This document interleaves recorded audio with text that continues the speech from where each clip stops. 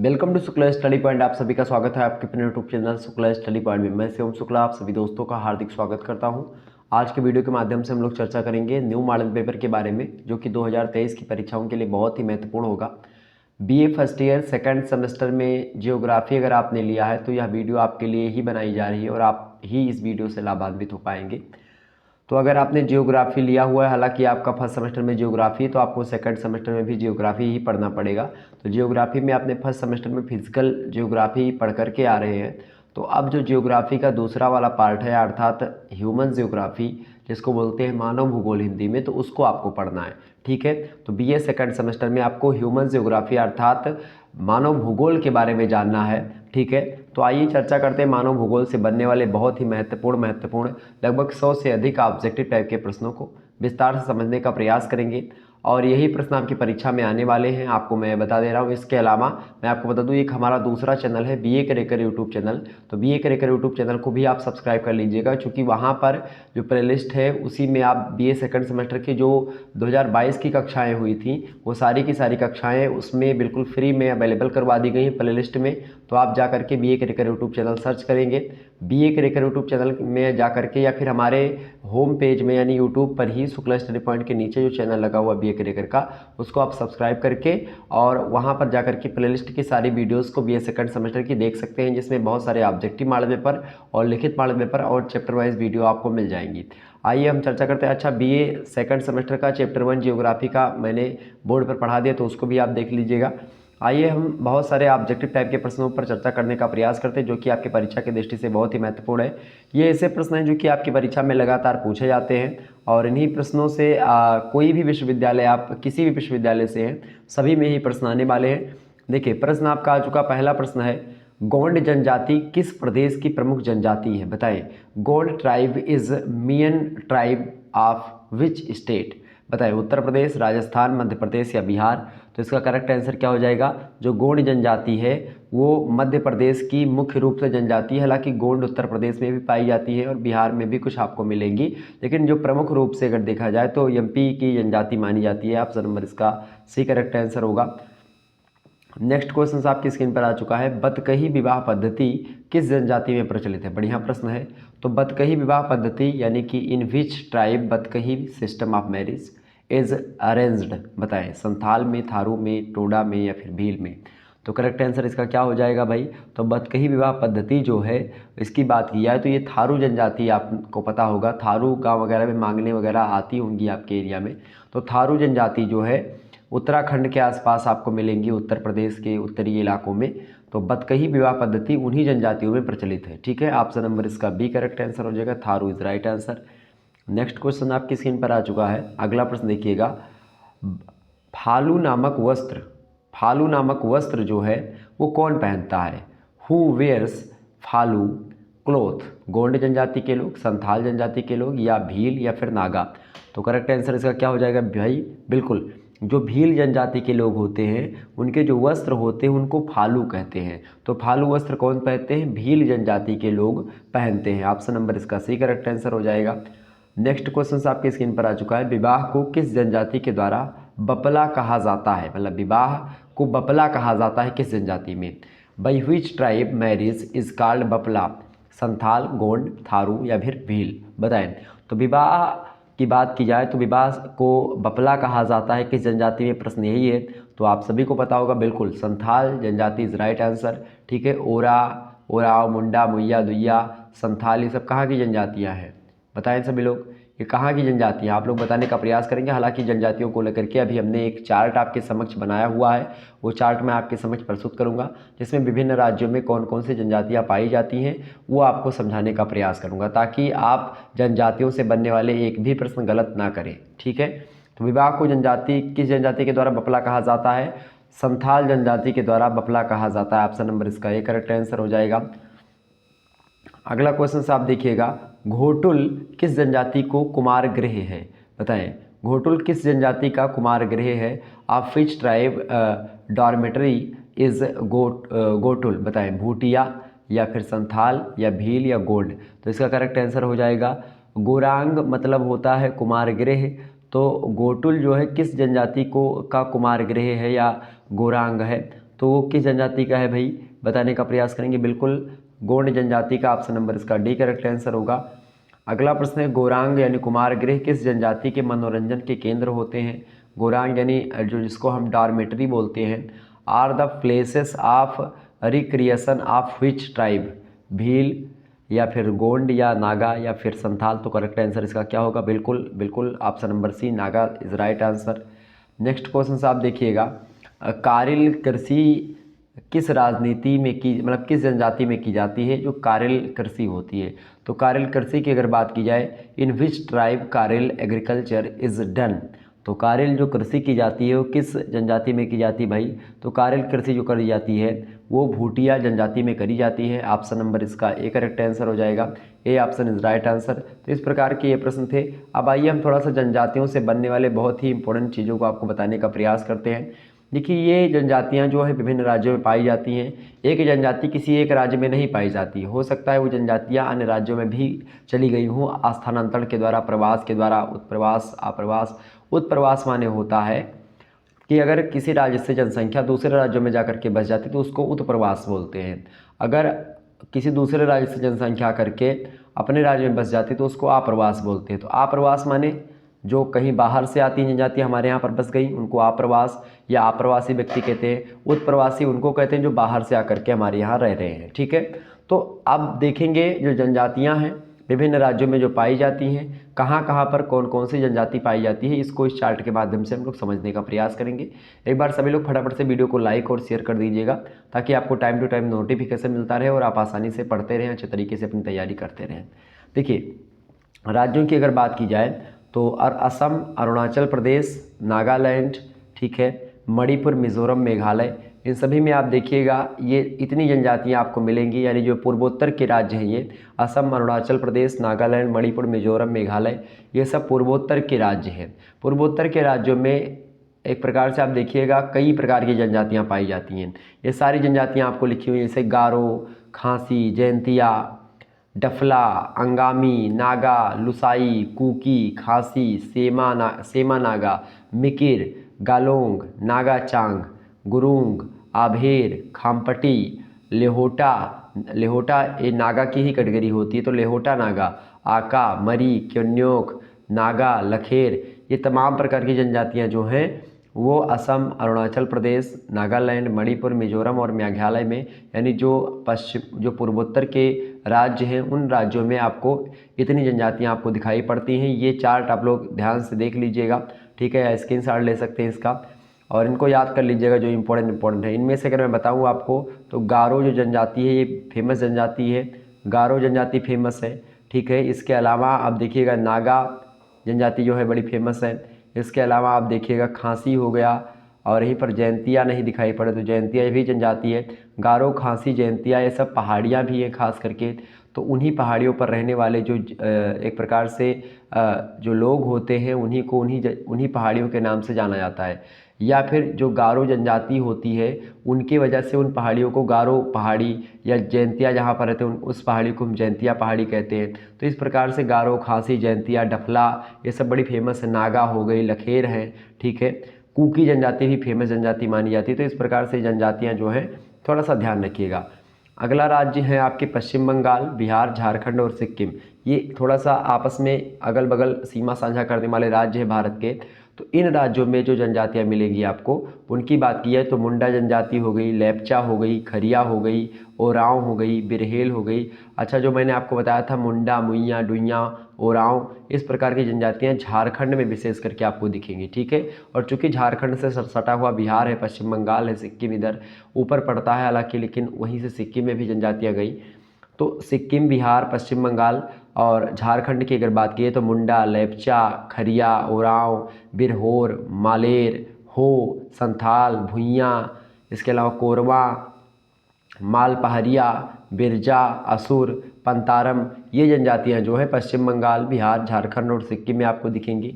इसके अलावा और मैं थोड़ा सा बताने का प्रयास करूँगा। देखिए उड़ीसा, तमिलनाडु की अगर बात की जाए तो ये जनजाति जैसे खोंड जनजाति हो गई, ये उड़ीसा और तमिलनाडु में दिखेंगी, ठीक है। गोंड जनजाति, लंबाडी, जुआंग, सावरा, बड़गा, परजा, कनिक्कर, ये सब जनजातियाँ उड़ीसा और तमिलनाडु में आपको दिखेंगी।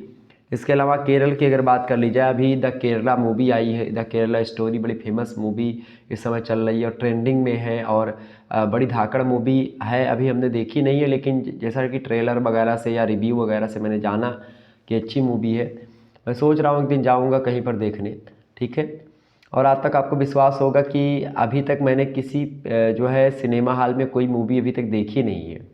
तो मैं सोचता हूँ जो सबसे अच्छी मूवी हो उसी को देखा जाए फिर, और उसका भी अनुभव लेना चाहिए कि भाई 300-400 रुपये खर्च करके एक बार अनुभव लेना चाहिए कि कैसे क्या होता है और किस तरीके का अनुभव होता है। अभी तो मैं गया नहीं हूँ, लेकिन लोग कहते हैं कि अच्छा लगता है हॉल में पिक्चर देखने, और बहुत सारे लोग कहते हैं हॉल में पिक्चर देखने कौन जाता है।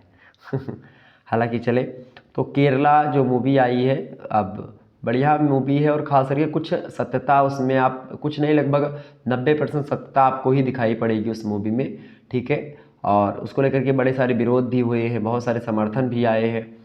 तो केरल राज्य में जो देखिएगा तो केरल राज्य की जो जनसंख्या है खास करके ज़्यादा पढ़ी लिखी भी है, ठीक है, साक्षरता वहाँ पर ज़्यादा है, ठीक है। तो आइए देखते हैं यहाँ पर कौन कौन सी जनजातियाँ पाई जाती हैं। तो यहाँ पर इरूला जनजाति, चेंचू जनजाति, सुमाली हो गई, मालापत्रम, माल कुर्बान, यूराली, पनिमान, ठीक है, पनियान और मुथुआन, सोलिगा, गड़ाबा, टोडा, ये सब जनजातियाँ केरल में आपको दिखेंगी। इसके अलावा गुजरात की अगर बात की है तो गुजरात में टोडिया, भील, डाफर, पटेलिया, डुबला, वराली, कोली और रैबारी, ये सब जनजातियाँ गुजरात में आपको दिखेंगी। इसके अलावा महाराष्ट्र, आंध्र प्रदेश और मध्य प्रदेश, छत्तीसगढ़ के इलाकों में आप देखिएगा तो भिलारा, तूरी, डबला, ठीक है, टोडिया, भील, केटकारी, पारधी, मुरिया गोंड, परूजा, आँखा, कोरवा, मालेर, टंडामी, कोरकू, कोया, ठीक है। इसके अलावा कोल, यरूबा, राजगोंड, कोया, पलियान, बेरुकला, बेद्दा, गड़ाबा, चेंचू, रुड्डी। चेंचू खास करके जो जनजाति है वो आंध्र प्रदेश में अधिकतर पाई जाती है, ठीक है। चेंचू आंध्र प्रदेश में, मध्य प्रदेश में भील हो गई, गोंड हो गई, बड़ी फेमस है, ठीक है, ये बात ध्यान रखिएगा। इसके अलावा कड़ार, लंबाड़ी, यनाड़ी, ये सब जनजातियाँ महाराष्ट्र, मध्य प्रदेश, आंध्र प्रदेश और छत्तीसगढ़ में आपको विशेष करके दिखेंगी, ठीक है। उत्तर प्रदेश और उत्तराखंड की बात की जाए या उत्तरांचल की बात की जाए तो यहाँ पर थारू, मैंने आपको बताया था, थारू, भुइयाँ, खांसा, भोक्सा, कोरवा, मांझी, चेरो, इसके अलावा खटवाड़, बियार, रानी, भोटिया, बिड़कोल, ये सब जनजातियाँ आपको उत्तर प्रदेश और उत्तरांचल में मिलेंगी, और मुख्य रूप से थारू जनजाति जो है ये उत्तराखंड और उत्तर प्रदेश में आपको ज़्यादा मिलेंगी, ठीक है। आगे देखिएगा राजस्थान की अगर बात की तो राजस्थान में भील जनजाति आपको मिलेगी, गरसिया मिलेगी, सहारिया मिलेगी, मेयो जनजाति, भेरात हो गई, रावत और मीणा, ये सब जनजातियां जो हैं राजस्थान में आपको दिखाई पड़ेंगी। भील, गरासिया, सवारिया, मेयो, भेरात, रावत और मीणा जो है खास करके बड़े फेमस जनजातियाँ। और मीणा आप देखिएगा कई मीणा मतलब जनजातियों से, जो मीणा है वो जनजाति से क्षेत्र से यानी एसटी कैटेगरी है, शेड्यूल्ड ट्राइब्स जिसको आप बोलते हैं। तो शेड्यूल्ड ट्राइब्स की अगर बात की जाए तो उनकी अगर बात हम करें तो बहुत सारे लोग आईएएस भी हुए हैं, आप लोगों ने देखा होगा, ठीक है। तो ये सब राजस्थान के एरिया से आते हैं। अगला क्वेश्चन आप देखिए, मतलब अगला जो राज्य है आपका हिमाचल प्रदेश और जम्मू कश्मीर का इलाका। यहाँ पर किन्नर, गद्दी, लाहौली, गुजर और इसके अलावा बकरवाल, लद्दाखी, ये सब जनजातियाँ आपको दिखेंगी। और अंडमान निकोबार द्वीप समूह की बात की जाए तो जारावा, ओंग, अंडमानी, निकोबारी और संटीली, ये सब जनजातियाँ आपको दिखेंगी। इस प्रकार से पूरे भारतवर्ष में पाई जाने वाली जो जनजातियाँ हैं इनके बारे में मैंने आपको बता दिया और सभी के राज्यों के बारे में बता दिया, ठीक है, ये बात ध्यान रखिएगा। अब हम थोड़ा सा और प्रश्नों को जानने का प्रयास करते हैं। आपकी स्क्रीन पर ये प्रश्न आ चुके हैं, एक बार फटाफट से आप लोग वीडियो को शेयर कर दीजिएगा और लाइक कर दीजिएगा ताकि इसी प्रकार से और भी वीडियो आपके समक्ष आती रहे और आप आसानी से पढ़ते रहें। जनजातियों से रिलेटेड आपने बहुत सारी चीज़ों को जाना। वैसे आंध्र प्रदेश की बात की जाए तो आंध्र प्रदेश में चेंचू और यनाड़ी दो जनजातियाँ मुख्य रूप से बड़ी फेमस मानी जाती हैं, ठीक है, ये बात ध्यान रखिएगा, जो कि शिकार करती हैं और वन संपदा एकत्रित करती हैं। और बहुत सारी जनजातियां हैं, मैं चर्चा करूंगा उन सभी जनजातियों पर, ठीक है। तो आगे बढ़ते हैं। अगला क्वेश्चन आपका है, देखिए प्रश्न है कि निम्न में सर्वभक्षी कौन कहलाते हैं? विच of the following is called omnivorous? खास करके बात की है सर्वभक्षी का मतलब होता है ओमनीवोरस, ठीक है, जिसको आप सर्वभक्षी मतलब सर्वाहारी बोलते हैं। तो मैं आपको बताऊं, अभी तक आप लोग पढ़ रहे थे किसके बारे में? अभी तक आप भारतीय जनजातियों के बारे में जान रहे थे। और भारतीय जनजातियों को तो आपको मानव भूगोल में पढ़ना ही पड़ता है। इसके अलावा भारतीय जनजातियों के अलावा आपको विश्व की जो जनजातियाँ होती प्रमुख प्रमुख उनके बारे में पढ़ना होता है, ठीक है, ये बात ध्यान रखिएगा। विश्व की जनजातियों में कई सारी जनजातियाँ होती हैं, जैसे पिग्मी जनजाति हो गई, ठीक है, वो फेमस जनजाति पिग्मी, ठीक है, ये बात ध्यान रखिएगा। और विषुवत-रेखीय जो वन होते हैं उसमें निवास करती हैं, अमेजन बेसिन में निवास करती हैं, जिनको अमेजन बेसिन में अमेजन के जो जंगल होते हैं, अमेजन की नदी की जो घाटियाँ हैं उनके किनारे रेड इंडियन, श्रीलंका में बेद्दा, न्यू गिनी में पापुआन और कांगो बेसिन में इनको पिग्मी कहा जाता है।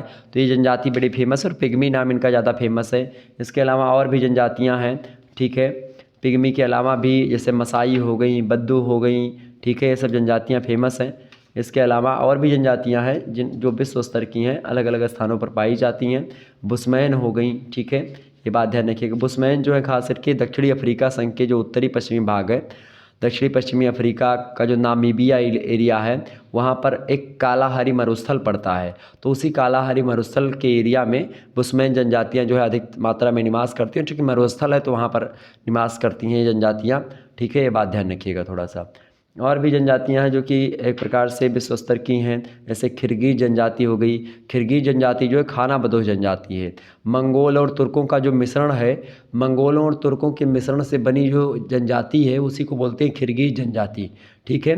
ये मध्य एशिया के विस्तृत पठारों के समीपवर्ती जो प्रदेश हैं, जैसे उत्तर में ओब नदी की जो शाखाएँ हैं नदियों की, वहाँ से लेकर के पामीर का जो पठार पड़ता है वहाँ तक आपको दिखेंगी, ठीक है। और वो जो है बोल्गा नदी आपको पता होगा यूरोप में पड़ती है, तो बोल्गा से लेकर के तुर्कमान प्रांत के कुछ भागों में आपको खिरगिज जनजाति आपको दिखेंगी, ठीक है।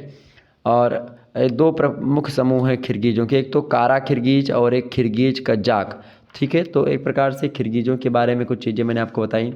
एस्किमो जनजाति होती हैं, ओके। तो ये सब जनजातियाँ जो हैं ये विश्व स्तर की जनजातियाँ हैं। एस्किमो की अगर बात की जाए तो एस्किमो जाति का निवास क्षेत्र जो है ये ध्रुवीय क्षेत्र में रहते हैं, टुंड्रा प्रदेश जिसको कहते हैं। तो टुंड्रा प्रदेश माने ठंडा एरिया, तो वहाँ पर एक प्रकार से जनजातियाँ पाई जाती हैं। और लगभग 60 से 65 या 65 से 75 लगभग उत्तरी अक्षांश जो एरिया पड़ता है वहाँ के आसपास रहते हैं, जैसे ग्रीनलैंड से लेकर के जो पूरब में बेरिंग जल डमरू मध्य है, ठीक है, वहाँ तक आपको मिलेंगी। पश्चिम में जो अलास्का पड़ता है, आपको पता होगा अलास्का अमेरिका के बगल में ही पड़ता है, मतलब वैसे तो रूस का एरिया था लेकिन अमेरिका ने उसको खरीद लिया था, ठीक है। तो वहाँ तक एरिया में निवास करती हैं। तो प्रश्न आपसे क्या पूछा गया बाबू? प्रश्न आपसे पूछा गया है कि निम्न में से सर्वभक्षी कौन कहलाते हैं? पापुआन, ये भी जनजाति विश्व स्तर की, पिग्मी, बुशमैन या बोरो, ठीक है। तो जो सर्वभक्षी जनजाति इनमें से यानी सब कुछ खाने वाली है वो है पिग्मी जनजाति। ऑप्शन नंबर इसका बी करेक्ट आंसर होगा।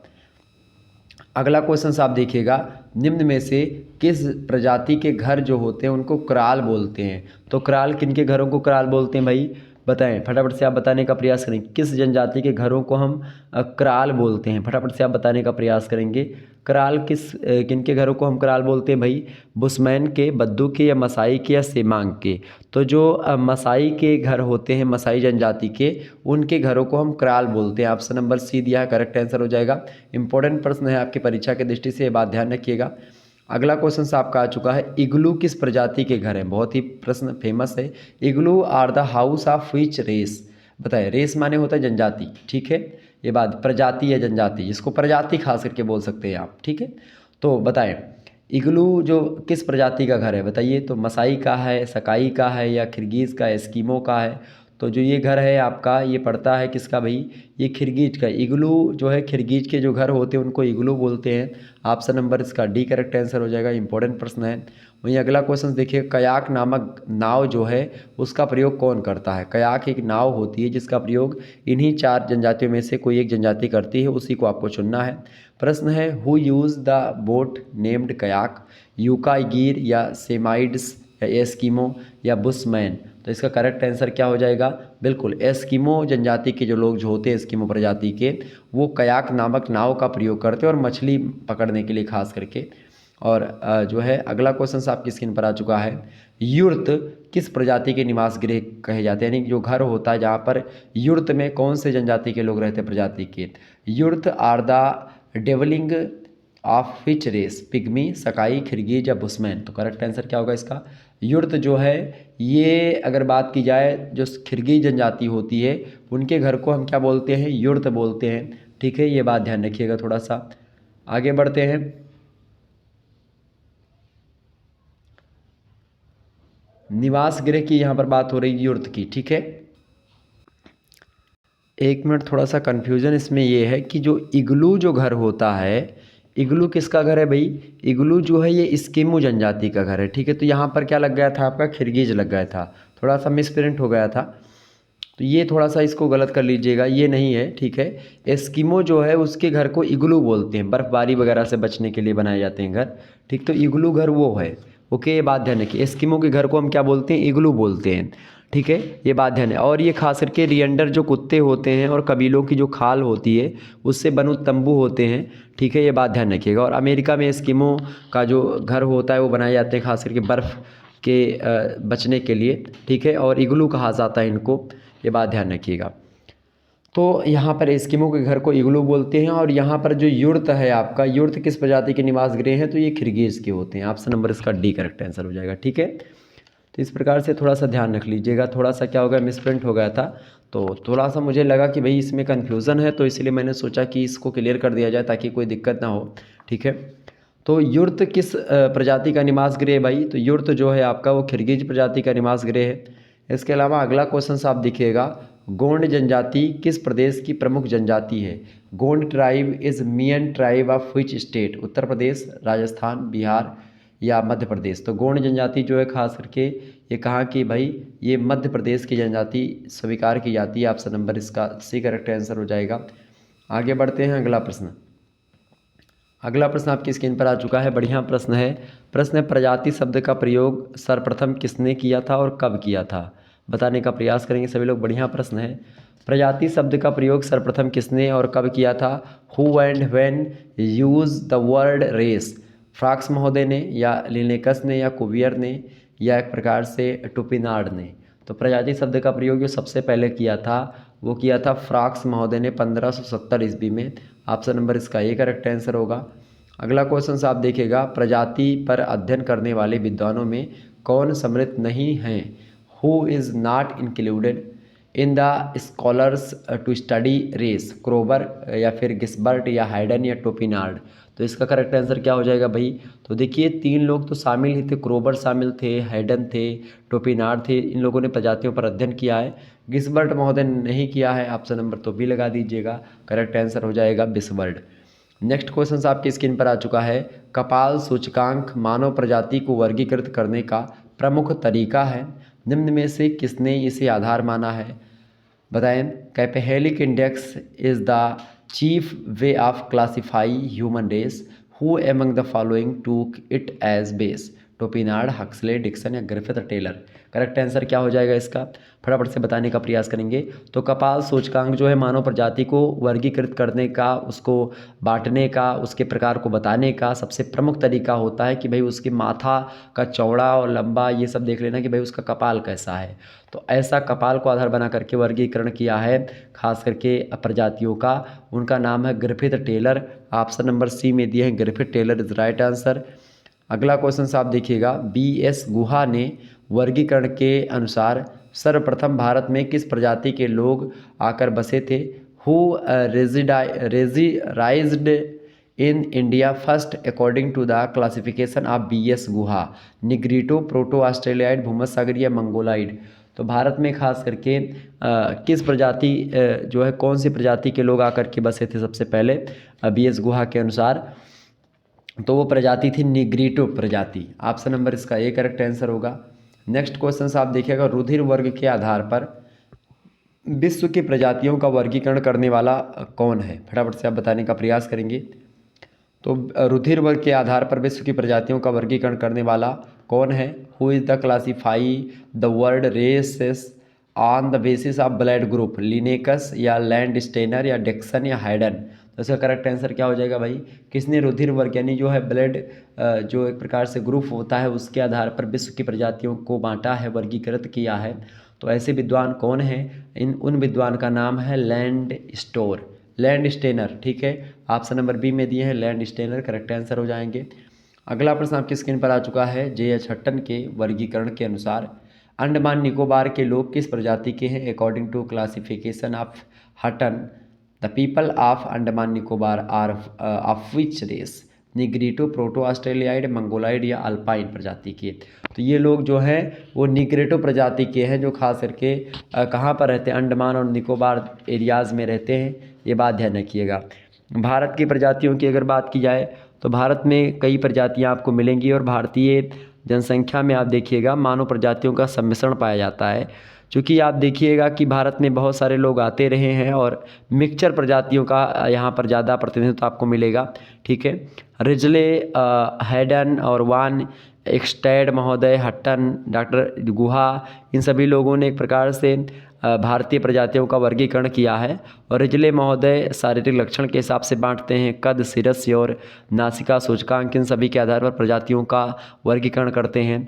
और इसके आधार पर उन्होंने, रिजले महोदय ने प्रजातियों को बताया, एक तो द्रविड़ प्रजाति भारत में रहती है, एक जो है आदि द्रविड़ियन प्रजाति हैं, एक इंडो आर्यन प्रजाति भारत में रहती है, एक मंगोलाइड प्रजाति जो भारत में रहती है। इसके अलावा इनकी मिश्रित प्रजातियां आर्य द्रविड़ियन और इसके अलावा मंगोलाइड द्रविड़ियन और साइथो द्रविड़ियन हैं। लेकिन वैज्ञानिकों की मान्यता यह है कि ये प्रजातियां नहीं थी, ये भाषा, मतलब यहाँ की भाषा के वर्ग थे। ठीक है, जो इन्होंने बताया।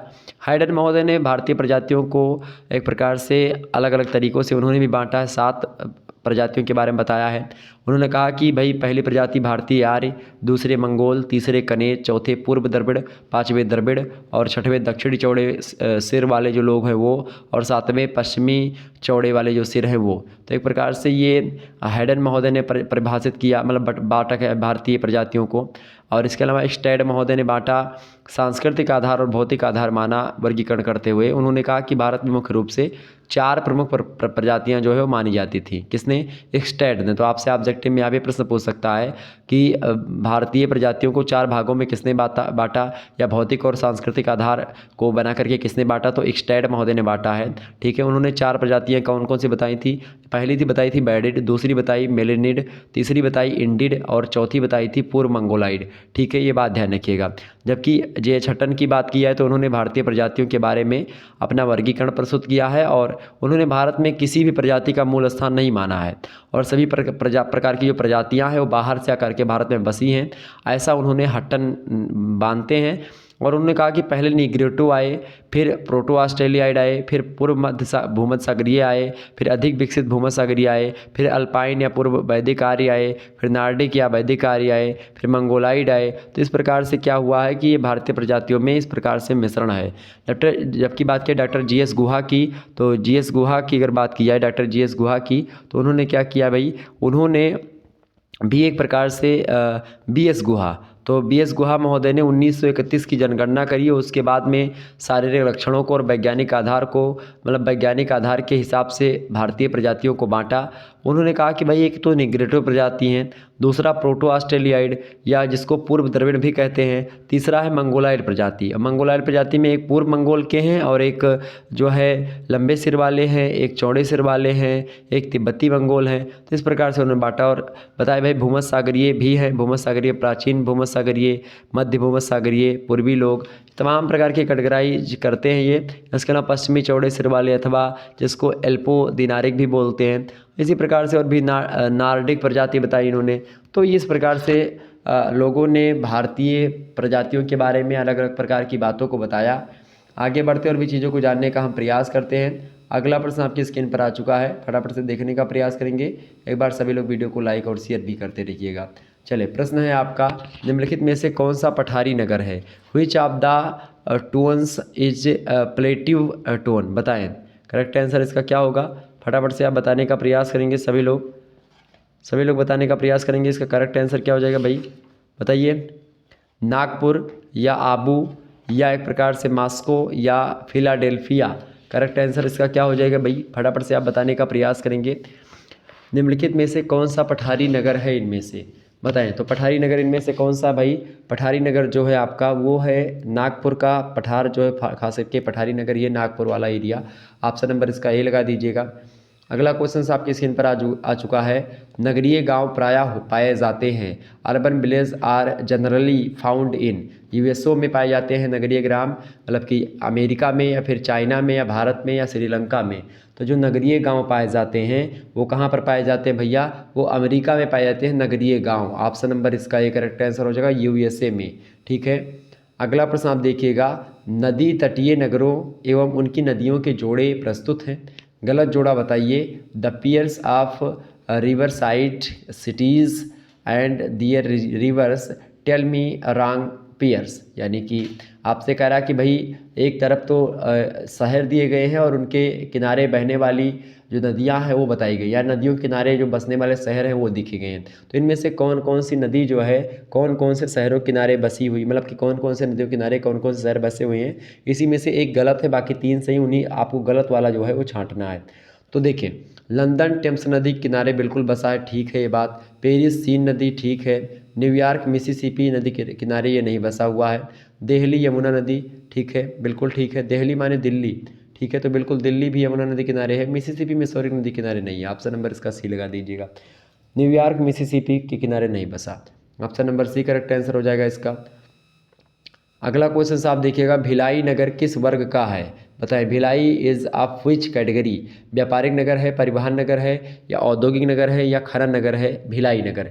तो भिलाई नगर की अगर बात की जाए तो भिलाई नगर कैसा नगर है भाई? वो एक औद्योगिक नगर है भिलाई नगर। ऑप्शन नंबर इसका सी करेक्ट आंसर होगा। नेक्स्ट क्वेश्चन साहब देखिएगा, लुईस ममफोर्ड ने नगरों के विकास की 6 अवस्थाएं बताई हैं। नई दिल्ली किस अवस्था का शहर है? Lewis Mumford told the 6 stages of evolution of cities. New Delhi is of which stage? प्राकृतिक नगर, या अनियमित नगर, या मेगा मतलब कि मेगालोपोलिस नगर, या फिर नेक्रोपोलिस? फटाफट से बताने का प्रयास करेंगे। तो लुईस ममफोर्ड ने नगरों की जो 8 अवस्थाएं बताई हैं उनमें से जो नई दिल्ली है वो खास करके अगर बात की जाए तो वो जो पड़ेगा आपका, वो पड़ेगा मेगालोपोलिस अवस्था का नगर है। Option number D correct answer होगा। नेक्स्ट क्वेश्चन आपकी स्क्रीन पर आ चुका है, आर एल सिंह ने किस शहर के अमलैंड को सीमांकित किया है? बताएं। R L Singh delimited the umland of which city? Meerut, Kanpur, Varanasi, या फिर लखनऊ? तो बताने का प्रयास करेंगे। आर एल सिंह ने किस शहर के अमलैंड को सीमांकित किया है? तो किसने अमलैंड को भाई? वाराणसी। ऑप्शन नंबर इसका सी करेक्ट आंसर हो जाएगा। नेक्स्ट क्वेश्चन आप देखिएगा, प्रश्न है कि नगरीय विकास से संबंधित कुछ सिद्धांत एवं उनके प्रतिपादकों के नाम प्रस्तुत हैं, और गलत जोड़ा इनमें से एक है। वही गलत जोड़ा आपको यहाँ पर क्लियर करना है। Some of the principles regarding the evolution of cities and their propounders names are given, tell the wrong pair. बताएं कौन सा गलत जोड़ा है इनमें से? देखिए, संकेंद्रीय खंड सिद्धांत की अगर बात की जाए तो संकेंद्रीय खंड सिद्धांत जो है वो किसने दिया था भाई? वो बर्गेस का ही है, बिल्कुल ठीक है ये। खंड सिद्धांत होमर डायट ने दिया, ये भी ठीक है। बहुनाभिक सिद्धांत ये सी डी हैरिस, बिल्कुल ठीक है। खंड एवं स्तर सिद्धांत बीजे एल्बेरी, इनका नहीं है, तो ये गलत हो गया। तो आपसे यही गलत जोड़ा ही मतलब कि इसको ही पकड़ने के लिए बोला था। तो नगरीय विकास से संबंधित ये जो सिद्धांत है खंड एवं स्तर का सिद्धांत, ये बीजे एल्बेरी का नहीं है। ठीक है, तो ऑप्शन नंबर इसका डी लगा दीजिएगा, यही करेक्ट आंसर हो जाएगा।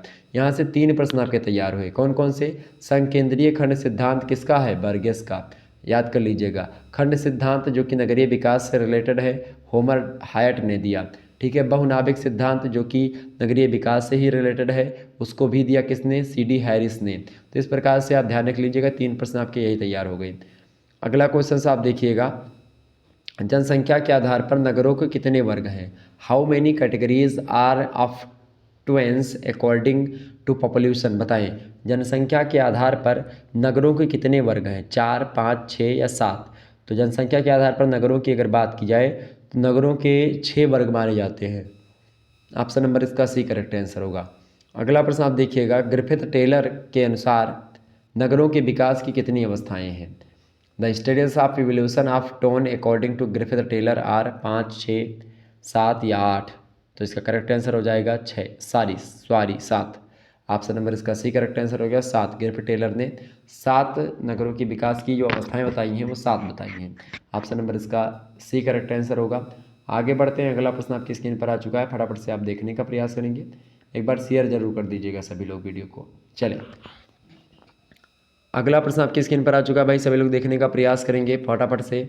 चले, प्रश्न आपकी स्क्रीन पर क्या है भाई, प्रश्न आपकी स्क्रीन पर आ चुका है, सघन आदिवासियों को विभिन्न विद्वानों ने भिन्न भिन्न नामों से पुकारा है। गलत जोड़ा बताइए। Settlements have been called as different types by different scholars, tell me wrong pair. तो बताए जो है न्यायिष्ट बस्ती फिच एवं त्रिवार्था का है कि नहीं है। तो इनमें से जो गलत जोड़ा वही आपको पहचानना। तो न्यासिष्ट बस्ती जो है ये फिंच और त्रिवार्था नहीं बताई है, बिल्कुल ठीक है। पुंजित बस्ती के बारे में ब्लास, बिल्कुल ठीक है, ये पुंजित बस्ती को ब्लास नहीं बताया। संकेंद्रित बस्ती ब्रोंस, बिल्कुल ठीक है। सघन बस्ती ये हंटिंगटन का नहीं है, गलत काट दीजिएगा इसको। ऑप्शन नंबर इसका पहला ही करेक्ट आंसर हो जाएगा। तो यहाँ पर 3 प्रश्न आपके यहाँ पर भी तैयार हो गए। क्या न्यायिष्ट बस्ती एक प्रकार से इसको किसने बताया, तो फिंच और त्रिवार्था ने। पुंजित बस्ती ब्लास के, संकेंद्रित बस्ती ब्रोंस, ओके, जीन्स ब्रोंस। अगला क्वेश्चन आप देखिएगा, ग्रामीण बस्तियों से या ग्रामीण बस्तियों में आप निम्न में से किसे सम्मिलित नहीं करेंगे। विच of the following will you not include in rural settlements. बताएं, ग्रामीण बस्तियों में आप निम्न में से किसको शामिल नहीं करेंगे। ग्रामीण सेवा केंद्र को, या ग्रामीण विकास केंद्र को, या ग्राम को, या नगरीय ग्राम को। तो ग्रामीण बस्तियों में अगर खास की बात की जाए तो आप किसे सम्मिलित नहीं करेंगे, तो किसको नहीं करेंगे, नगरीय ग्राम को हम सम्मिलित नहीं करेंगे। Okay, option number D correct answer हो जाएगा। अगला प्रश्न आपकी स्क्रीन पर आ चुका है, फर्म गृह सामान्यतया कहाँ नहीं पाए जाते हैं। Where are farmsteads not generally found. संयुक्त राज्य अमेरिका में फार्म गृह पाए जाते हैं कि नहीं, या भारत में, ऑस्ट्रेलिया में, कनाडा में। तो फार्म गृह की अगर बात की जाए तो फार्म गृह जो होते हैं वो भारत में नहीं पाए जाते हैं। फार्म गृह भारत में नहीं, फार्म हाउस जिसको आप बोलते हैं, मूवीज़ वगैरह में आप देखते होंगे बड़े बड़े लोगों का होता है फार्म हाउस वगैरह। इंडिया में जनरली ये नहीं पाया जाता है मुख्य रूप से, ठीक है। कुछ बड़े लोगों के भले ही हो फार्म हाउस, लेकिन इंडिया में आपको फार्म हाउस नहीं दिखेंगे, ठीक है। संयुक्त राज्य अमेरिका में आपको दिखेंगे, कनाडा में आपको दिखेंगे, ऑस्ट्रेलिया में आपको दिखेंगे, बट भारत में आपको ये नहीं दिखेंगे। ओके, नेक्स्ट क्वेश्चन आपकी स्क्रीन पर आ चुका है, ग्रामीण अधिवासों में फीता या डोरी प्रतिरूप कहलाता है। इन रूरल सेटलमेंट रिबन और स्ट्रिंग पैटर्न इज कॉल्ड। त्रिज्याकार प्रतिरूप, रेखीय प्रतिरूप, या तीर प्रतिरूप, या फिर चैकर बोर्ड प्रतिरूप। करेक्ट आंसर इसका क्या हो जाएगा, ग्रामीण अधिवासों में फीता या डोरी प्रतिरूप क्या कहलाता है भाई।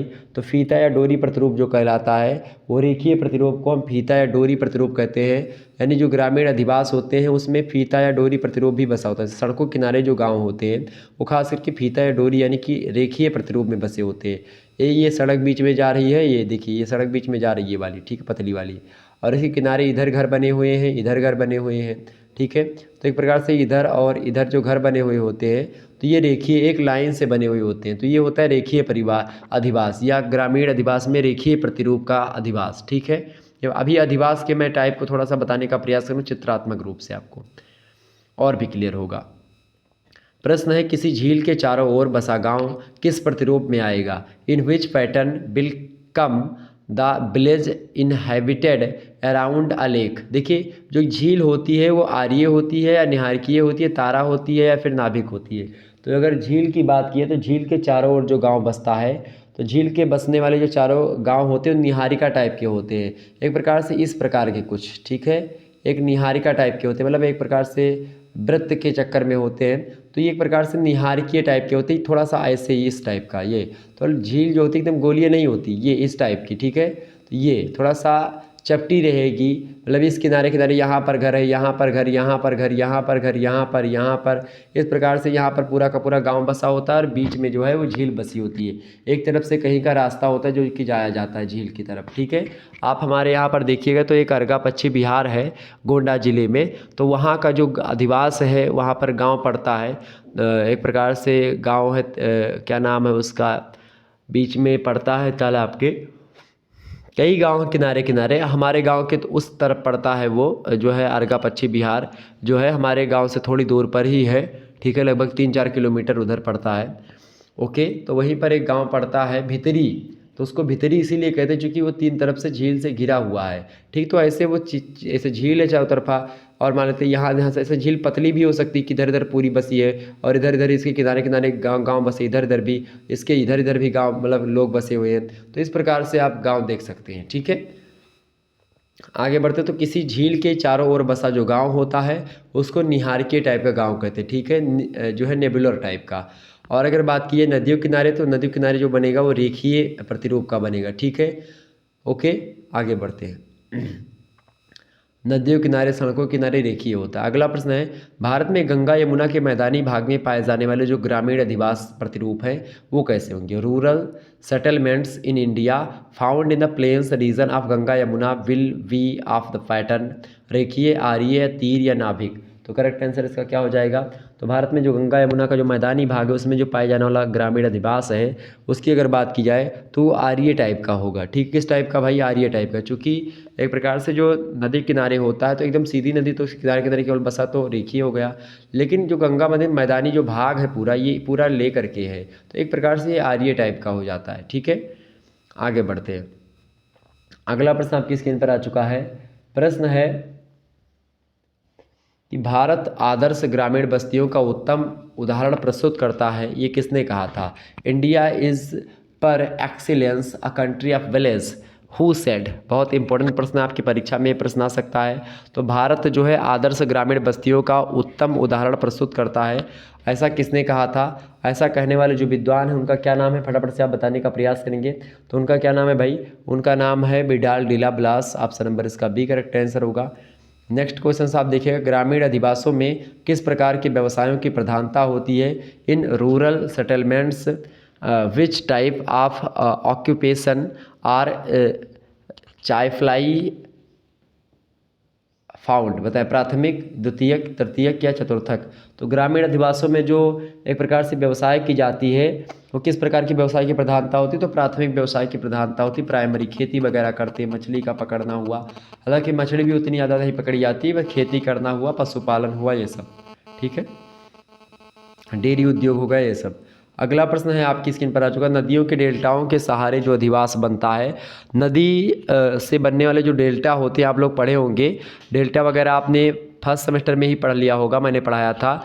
डेल्टा वो होता है जब नदियाँ जो होती हैं जो अपने साथ मलबा को बहा करके, चूँकि नदियाँ लाती हैं, नदियाँ जब तक तीव्र गति से बहती तब तक अपने साथ बहुत सारे कूड़ा करकट और मलबे को बहा करके लाती हैं।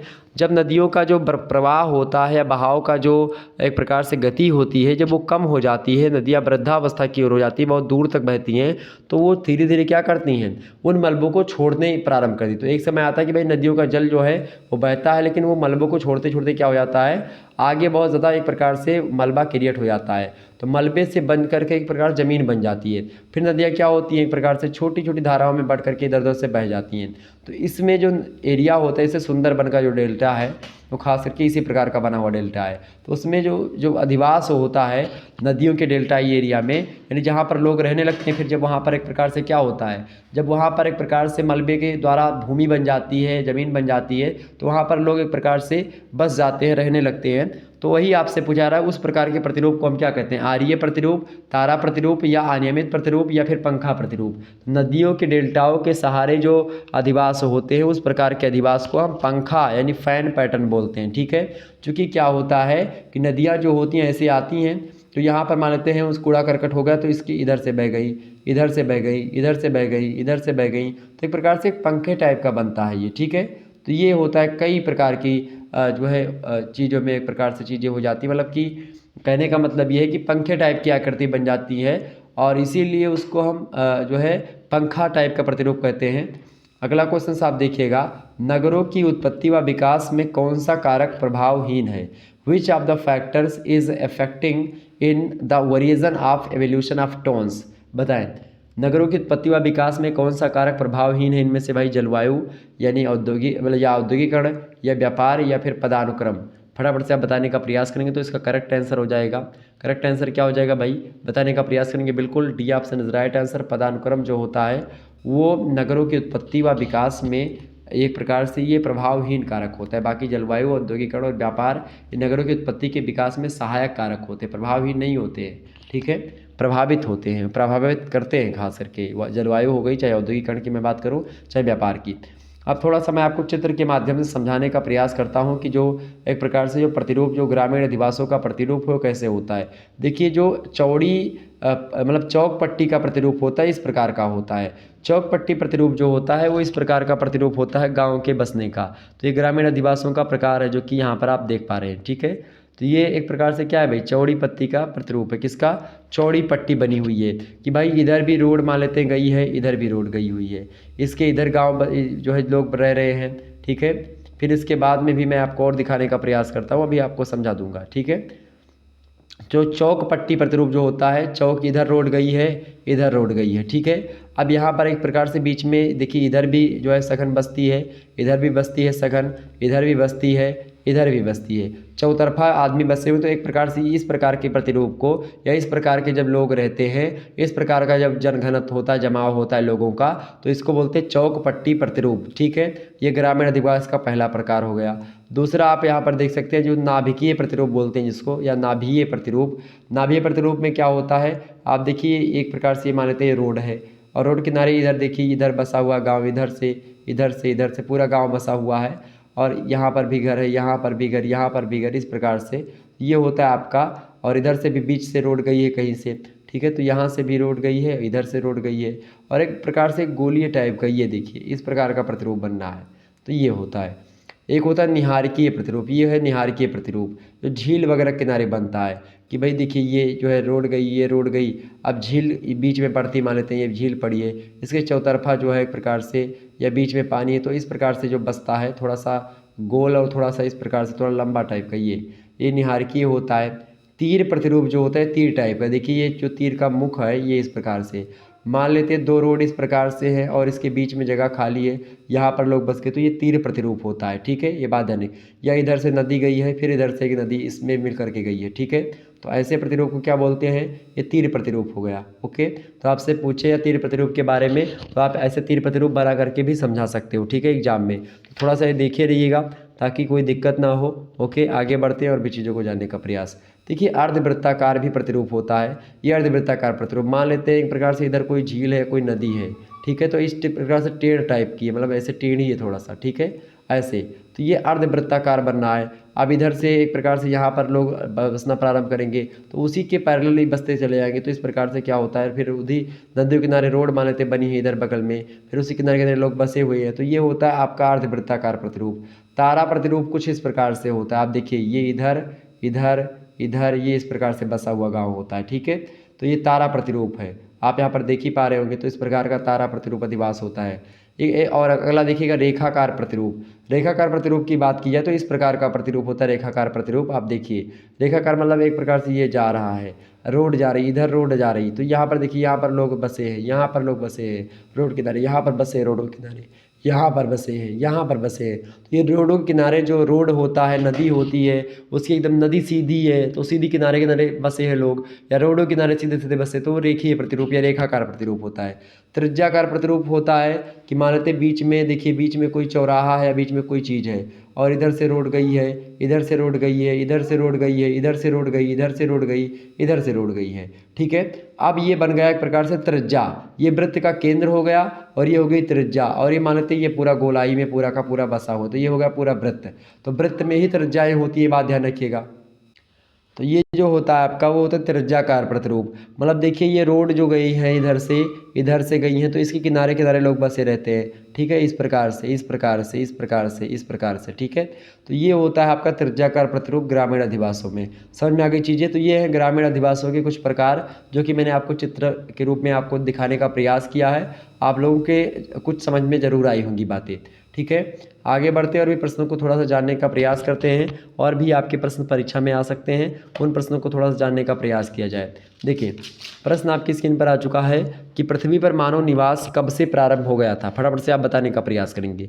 पृथ्वी पर मानव निवास कब से प्रारंभ हो गया था? When did start human dwelling on the earth? बताएं, ईओसीन युग, प्लायोसीन युग, या प्लेटोस्टीन युग, या फिर ईओलिनियन युग। फटाफट से बताने का प्रयास करेंगे। तो पृथ्वी पर मानव जो निवास है वो खास करके ईओसीन युग से ही प्रारंभ हो चुका था, मनुष्य रहने लगा था। ऑप्शन नंबर इसका ए करेक्ट आंसर होगा। अगला प्रश्न आप देखिएगा, परीक्षा में बन सकता है। प्रश्न है, विश्व में किस देश की जनसंख्या सर्वाधिक है? Which country of the world has the highest population? तो अगर मैं बताऊं आज के संदर्भ में, तो इसका करेक्ट आंसर क्या हो जाएगा? भारत। भारत की जनसंख्या विश्व में नंबर 1 हो चुकी है, ये बात आप ध्यान रखिएगा। इससे पहले नंबर 1 पर कौन था? चाइना था नंबर 1 पर, लेकिन अब चाइना को भारत पछाड़ चुका है, और चाइना को भारत ने पछाड़ने के बाद में भारत अब नंबर 1 स्थान ले चुका है। ठीक है, भारत किस पर हो गया भाई? नंबर 1 पर हो गया है जनसंख्या के मामलों में। अब इस पर हमको फख्र करना चाहिए या फिर इसमें हमको दुखी होना चाहिए? ये आप भी सोचो, हम भी सोचें, और सभी सोचें। जब तक सभी नहीं सोचेंगे तब तक ना तो जनसंख्या कम होगी, और इसी प्रकार से हम पूरे दुनिया में जलवा कायम करते रहेंगे, जनसंख्या को बढ़ा करके दिखाते रहेंगे कि भाई हम बहुत बड़े तीरंदाज हैं और हम बहुत वीर हैं। ठीक है, कि जनसंख्या हम बढ़ा रहे हैं। तो विश्व में किस देश की जनसंख्या सर्वाधिक है भाई? तो वो है भारत की जनसंख्या। नंबर 1 पर हो गई, चाइना सेकंड पर हो गई। चाइना को हमने पिछाड़ दिया है। आगे देखिएगा, अगला प्रश्न आपकी स्क्रीन पर आ चुका है। विश्व में सर्वाधिक जनसंख्या केंद्रित है। Maximum population in the world is concentrated इन। पर्वतीय क्षेत्रों में, पठारी भागों में, मैदानों में या मरुस्थलीय प्रदेशों में जनसंख्या कहाँ पर सबसे ज़्यादा निवास करती हैं? सबसे ज़्यादा जनसंख्या जो होती है वो प्लेन्स में, मैदानी भागों में निवास करती हैं। उत्तर प्रदेश में मैदानी इलाका, यहाँ पर बहुत जनसंख्या आपको दिखती होंगी। ऑप्शन नंबर इसका सी करेक्ट आंसर है। अगला क्वेश्चन आप देखिएगा, प्रश्न है, मानव को प्रभावित करने वाले कारकों में कौन सा कारण अधिक प्रभावशाली है? Among the factors affecting main which factor is the most effective? बताएं, स्थलाकृति, जलवायु, मिट्टी या फिर खनिज पदार्थ?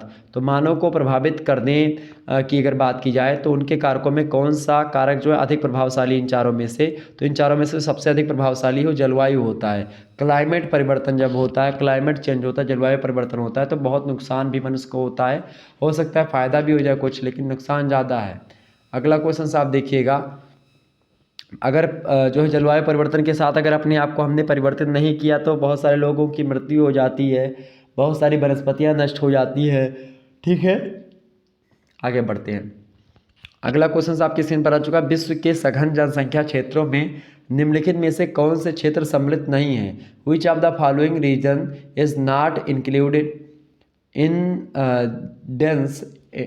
Dense population regions of the world? दक्षिणी पूर्वी एशिया, या उत्तरी पूर्वी यूरोप, या उत्तरी पूर्वी अमेरिका, दक्षिणी पश्चिमी अफ्रीका, या उत्तरी पश्चिमी यूरोप? करेक्ट आंसर इसका क्या हो जाएगा? विश्व के सघन जनसंख्या क्षेत्रों में निम्नलिखित में से कौन सा क्षेत्र शामिल नहीं है? तो इसका करेक्ट आंसर हो जाएगा भाई, इसका करेक्ट आंसर हो जाएगा दक्षिणी पश्चिमी अफ्रीका जो है, ये ज़्यादा जनसंख्या वाला एरिया नहीं है। ऑप्शन नंबर इसका डी करेक्ट आंसर हो जाएगा। अगला प्रश्न है, विश्व में जनसंख्या घनत्व है, बताए, डेंसिटी या population in the world is? तो विश्व में जनसंख्या का जो घनत्व है खास करके वो बात की जाए तो वो पड़ेगा आपका 42 व्यक्ति जो है प्रति वर्ग किलोमीटर में निवास करते हैं। विश्व की जनसंख्या घनत्व है ये। ऑप्शन नंबर इसका सी करेक्ट आंसर हो जाएगा। इस प्रकार से आप लोगों ने इन तमाम प्रकार के प्रश्नों को जाना। आगे बढ़ते और भी प्रश्नों को हम जानने का प्रयास करते हैं जो कि आपकी परीक्षा की दृष्टि से बहुत ही ज़्यादा महत्वपूर्ण है। ठीक है, तो इन प्रश्नों को आप लोग बड़े ध्यान से देखिएगा और बड़े ही आसानी से आप इन प्रश्नों के उत्तर को लिखने का प्रयास करेंगे ताकि आपको टाइम टू टाइम नोटिफिकेशन मिलता रहे और आप आसानी से चीज़ों को जानते रहें, पढ़ते रहें। ठीक है, चलिए चर्चा करने का प्रयास करते हैं भाई। प्रश्न क्या है आपका? प्रश्न आप देखिए, प्रश्न है, पार्थिव एकता का जो सिद्धांत है उसकी विवेचना किसने करी थी? तो पार्थिव एकता सिद्धांत की अगर बात की जाए तो पार्थिव एकता सिद्धांत की जो विवेचना प्रस्तुत करी है वो किसने करी भाई? वो करने वाले जो विद्वान हैं उनका नाम है Friedrich Ratzel. Option number B correct answer हो जाएगा। अगला क्वेश्चन आप देखिएगा, अगला प्रश्न आपकी स्क्रीन पर आ चुका है, फटाफट से देखिएगा, बहुत इंपॉर्टेंट प्रश्न है ये। प्रश्न है, प्रसंभववाद शब्द किसने प्रयोग किया? तो प्रसंभववाद शब्द का प्रयोग किसने किया था भाई? प्रसंभव शब्द का प्रयोग जो किया था वो जो है OH के स्प्रेट महोदय ने किया था। ऑप्शन नंबर बी में आपको दिया है, करेक्ट आंसर हो जाएगा OH के स्प्रेट, option number B. Next question आप देखिए, गुरुत्वाकर्षण शक्ति को बुद्धिमान शक्ति किसने कहा? तो गुरुत्वाकर्षण शक्ति को बुद्धिमान शक्ति किसने कहा भाई? जीन्स ब्रूंस महोदय ने कहा था। Option number A correct answer हो जाएगा। अच्छा, एक प्रश्न और पूछा जाता है कि ग्रिफिथ टेलर का संबंध किससे है? नवनिश्चयवाद से। ठीक है, तो ग्रिफिथ टेलर ने या आपसे पूछे नवनिश्चयवाद के सिद्धांत के समर्थन कौन है समर्थक? तो ग्रिफिथ टेलर हैं, ये बात ध्यान रखिएगा। वातावरण निश्चयवाद के समर्थक कौन कौन व्यक्ति हैं? तो फ्रेडरिक रटजल हैं, मॉन्टेस्क्यू हैं, हेकल हैं। ठीक है, ये बात ध्यान रखिएगा। ओके। एक प्रश्न और आपसे पूछा था कि भाई वातावरण जीव के पारिस्थितिकी कारकों का योग है, ये कथन किसने कहा था? वातावरण जीव के पारिस्थितिकी कारकों का योग है, इसको कहा था ए फिटिंग महोदय ने, ध्यान रख लीजिएगा। एक पुस्तक है, बड़ी फेमस पुस्तक है, वोल्डर जो है वोलकेरकुंडे, वोलकेरकुंडे जो पुस्तक है इसके लेखक कौन है? तो रेटजल हैं, ये बात ध्यान रखिएगा। रुको एंड जाओ सिद्धांत, या जिसको आप निश्चयवाद कहते हैं, तो रुको एंड जाओ सिद्धांत के प्रतिपादक कौन है? ग्रिफिथ टेलर ही हैं, ये बात ध्यान रखिए। कौन है? Griffith Taylor. तो ये ध्यान रखिएगा, प्रश्न बड़े इंपॉर्टेंट है।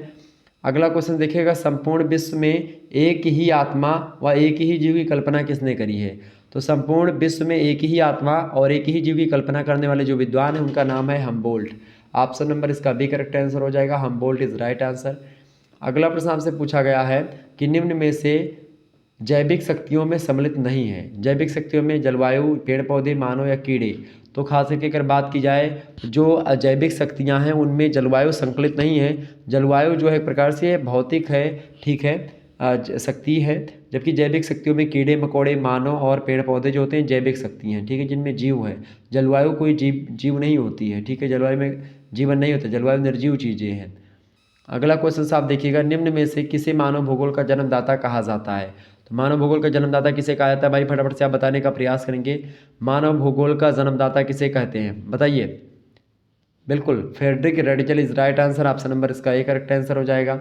अगला प्रश्न आप देखिएगा, मानव भूगोल के क्षेत्र में नवीनतम विचारधारा किसकी है? संभववाद, निश्चयवाद, संभाव्यवाद या नवनिश्चयवाद। तो मानव भूगोल के क्षेत्र में जो नवीनतम विचारधारा है वो संभाव्यवाद है, ऑप्शन नंबर इसका सी करेक्ट आंसर हो जाएगा।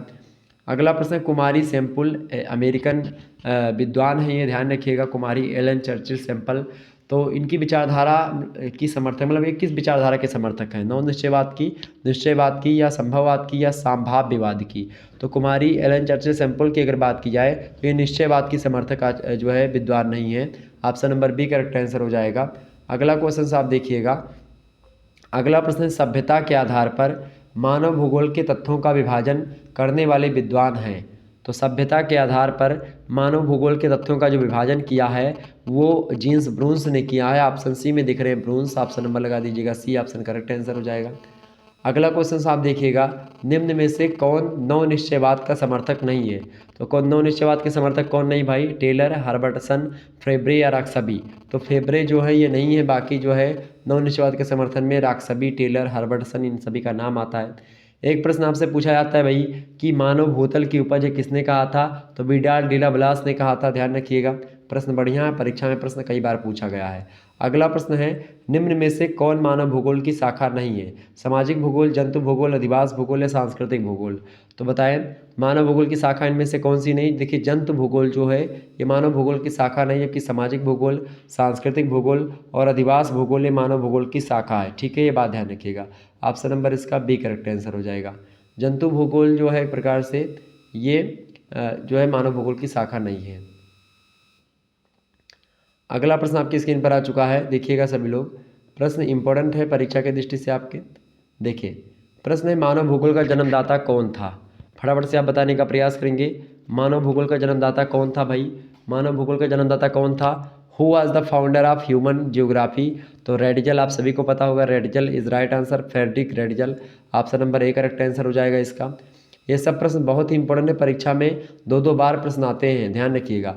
अगला प्रश्न है, मानव भूगोल क्रियाशील मानव और अस्थायी पृथ्वी के परिवर्तनशील संबंधों का अध्ययन है, ये विचार किसका है? तो human geography is the changing relationship between जो है unresting man and unstable earth, whose views are these. Correct answer इसका क्या हो जाएगा? बिल्कुल, कुमारी एलन चर्चिल सैंपल ने मानव भूगोल की परिभाषा देते हुए यही बात कही थी, और इसको मैंने चैप्टर नंबर 1 में आपको समझाया भी है।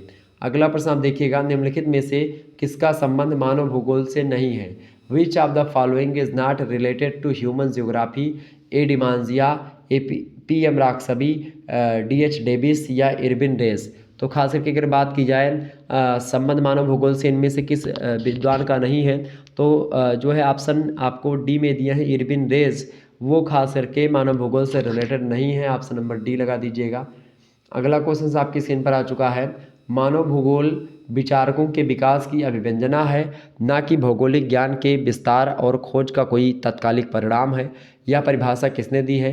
Human geography is the recent support from the variable trunk of geographical science who gave this definitions. तो इस परिभाषा को दिया था किसने भाई? इसको दिया था विडाल डी लाब्लास ने। Option number B correct answer हो जाएगा, वाइडल डी लाब्लास। अगला प्रश्न है एंथ्रोपोजोग्राफी, बड़ी फेमस पुस्तक है। ये पुस्तक किसने लिखी है? Who wrote anthropogeography. तो एंथ्रोपोजोग्राफी जो रचना है इसको लिखा है किसने भाई? इसको लिखा है फ्रेडरिक रेटजल ने। ऑप्शन नंबर इसका बी करेक्ट आंसर हो जाएगा। और एंथ्रोपोजोग्राफी में ही इन्होंने सबसे पहले, ठीक है, चीज़ों को विस्तार से बताने का प्रयास किया।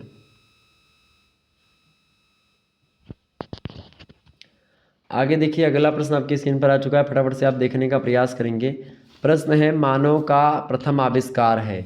मानव ने पहला आविष्कार क्या किया था भाई? तो आप सभी को पता होगा, मानव का जो पहला आविष्कार है वो आग का आविष्कार करना। ऑप्शन नंबर इसका ए करेक्ट आंसर हो जाएगा।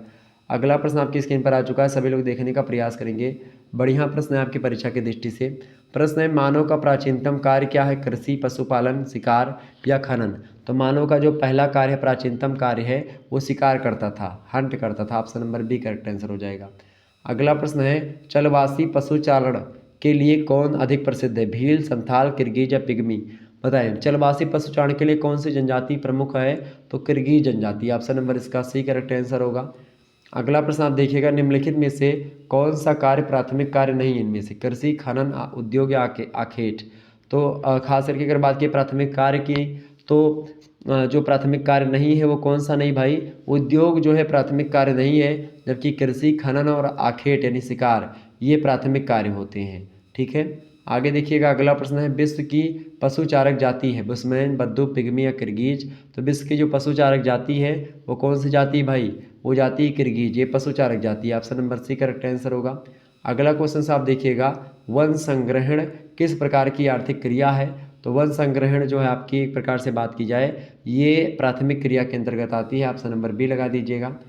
अगला क्वेश्चन से आप देखिएगा, झूमिंग कृषि किस प्रकार की कृषि है भाई? तो झूमिंग कृषि जो है ये प्रारंभिक कृषि मानी जाती है। ऑप्शन नंबर इसका एक करेक्ट आंसर हो जाएगा। अगला प्रश्न है स्थानांतरण कृषि कहाँ पर की जाती है? तो स्थानांतरणशील जो कृषि है यह जंगलों में की जाती है और इसीलिए इसको काटो और जलाओ कृषि कहते हैं। ठीक है, या झूमिंग कृषि कहते हैं। आपको मैं बता दूं, जो ये स्थानांतरणशील कृषि होती है इसमें होता ये है कि पहले जंगल में लोग रहते हैं, जो जनजाति के लोग जो जंगल में रहते हैं वो करते क्या है कि जो जंगल होता है उसको जंगल की कटाई करते हैं, फिर जंगल में आग लगा देते हैं, तो सब साफ एरिया हो जाता है, फिर उस पर खेती करते हैं। तो सफाई करके जंगल की खेती करते हैं और खेती में जो कुछ उपज होती रहती है तब तक उपज करते रहते हैं। जब कुछ उपज नहीं होती यानी खेत की उर्वरक क्षमता क्षीण हो जाती, ख़त्म हो जाती है, तो उस स्थान को छोड़ देते हैं, फिर अलग जा कर के बसते हैं और फिर से जंगल को काटते हैं, फिर से जलाते हैं, फिर से खेती करते हैं वहाँ पर। फिर जब तक वहाँ पर उर्वरक क्षमता होती तब तक करते हैं और जैसे ख़त्म होती तैसे फिर छोड़ कर चले जाते हैं। तो इस प्रकार की कृषि को स्थानांतरणशील कृषि करते हैं, जो कि ये एक स्थान पर नहीं की जाती है, अलग अलग स्थानों पर करते हैं जनजातियों के लोग। ठीक है, और अलग अलग बस्ते भी रहते हैं, तो ये इसीलिए इसको स्थानांतरणशील कृषि कहते हैं। इसको काटो और जलाओ कृषि इसलिए कहते हैं क्योंकि यहाँ पर जंगल को जलाया और काटा जाता है। ठीक है, ये ध्यान रखिएगा। अलग अलग स्थानों पर इस कृषि को अलग अलग नामों से जाना जाता है। अगला प्रश्न देखिएगा, दुग्ध व्यवसाय के लिए सर्वाधिक प्रसिद्ध है न्यूजीलैंड, यूएसए, डेनमार्क या आयरलैंड? तो दुग्ध व्यवसाय के लिए अगर खास करके बात की जाए इनमें से प्रसिद्ध है तो डेनमार्क प्रसिद्ध है। ठीक है, बाकी भारत दुनिया का सबसे ज़्यादा दूध उत्पादन करने वाला देश है। अगला क्वेश्चन आपकी स्क्रीन पर आ चुका है, कृषि को लंदांग कहा जाता है कहाँ पर? तो कृषि को लंदांग कहाँ पर कहा जाता है भाई?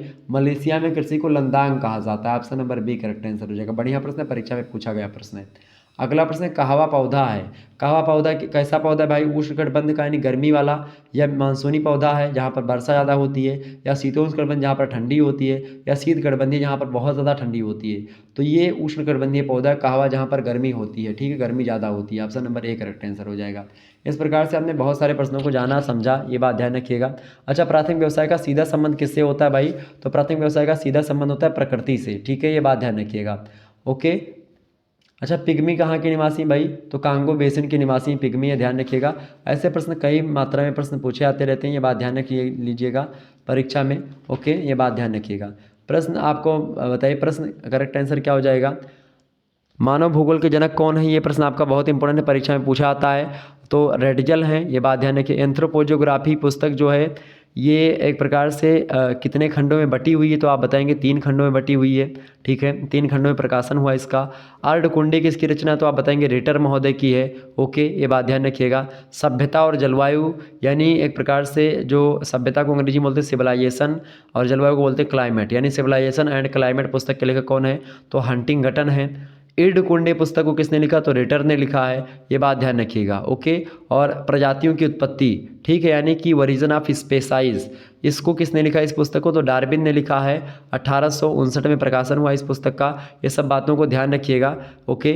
और खास करके आधुनिक भूगोल का जन्मदाता किसको बोलते हैं, तो हमबोल्ट को आधुनिक भूगोल का जन्मदाता बोला जाता है, ओके। पार्थिविकता के सिद्धांत का प्रतिपादन किसने किया था, तो हमबोल्ट ने ही किया था, ओके। ये सारी बातों को थोड़ा सा ध्यान रखिएगा, परीक्षा में ऐसे प्रश्न पूछे जाते हैं।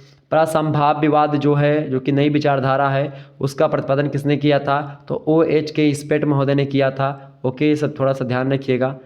और संभववाद किससे रिलेटेड है भाई, संभववाद की संकल्पना, तो विडाल डी लाप्लास से रिलेटेड है, ओके। अच्छा, रेडिजल जो थी वो किसकी शिष्या थी भाई, तो रेडिजल जो थी वो कुमारी एलन चर्चिल सैंपल जो हैं वो रेडिजल की शिष्या थी, ठीक है। रेडिजल की शिष्या थी कौन, कुमारी एलन चर्चिल सैंपल, ठीक है, ध्यान रखिएगा। अच्छा, प्रश्न आपसे पूछ सकता है कि भाई जियोग्राफी इन 20th सेंचुरी, जियोग्राफी इन जो है 20th सेंचुरी, ये पुस्तक किसने लिखी है, तो इसको लिखा टेलर महोदय ने, ये बात ध्यान रखिएगा, परीक्षा में ऐसे प्रश्न पूछा जाता है। बताइए क्रियाशीलता का सिद्धांत किसने दिया है, क्रियाशीलता का सिद्धांत के प्रतिपादक कौन है, तो जीन्स ब्रून्स जो हैं वो क्रियाशीलता के सिद्धांत के प्रतिपादक हैं। ये सब प्रश्न थोड़ा सा ध्यान रखिएगा, ओके। मानव भूगोल का जनक कौन है, तो बार बार प्रश्न आपसे आएगा, तो ये है आपका जो है कौन है जनक भाई, फ्रेडरिक रेडिजल, ठीक है। समझ में आ रही चीज़ें, बिल्कुल।